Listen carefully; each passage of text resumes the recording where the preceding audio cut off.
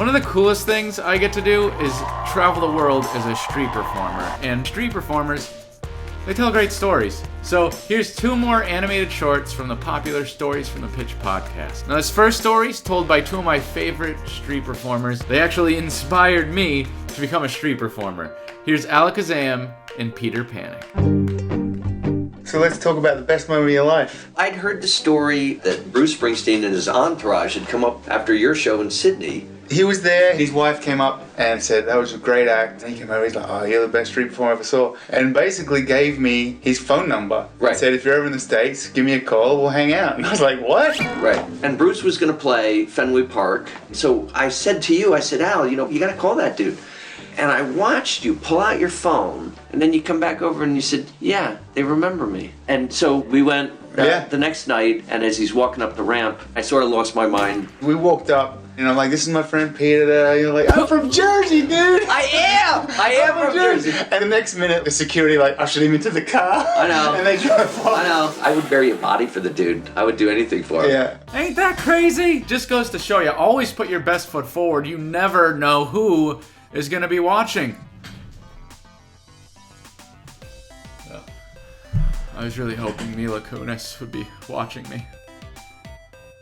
If you like videos like this, you gotta give it a thumbs up so I know to make more. Now this next story, I gotta be honest, I don't really know the people telling it or what they're talking about. But as soon as I heard it, just got all these weird visuals in my head of like what this guy does, and it's just so obscure and strange, and if I saw it, I wouldn't want to look away, and so I just had to animate it. That said, here's the story of Fat Randy.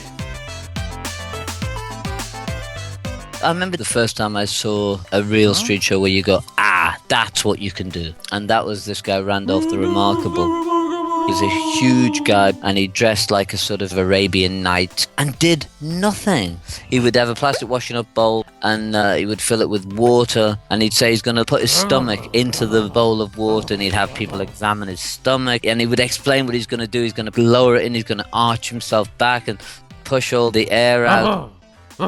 This absurd big fat man putting his belly into this bowl of water, and he would stand up and the washing up bowl would be stuck to his stomach. We have suction. And he did that. I think at one point he lit a little torch and put it out in his mouth. But it was the first time I saw somebody do 45 minutes with big laughs and structure. And that was the first time I thought, okay, you can do that. I have to see that. I have to see that show. I have to figure out a way to see Randolph the Remarkable, okay? That is so bizarre.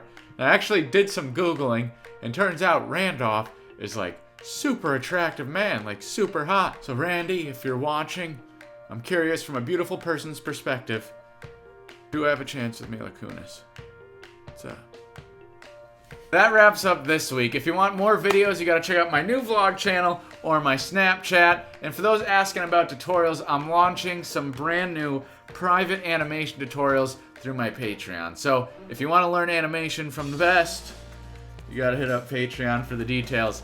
I'm itsalexclark. Thanks so much for the likes and the love, and I will see you somewhere, okay? Bye!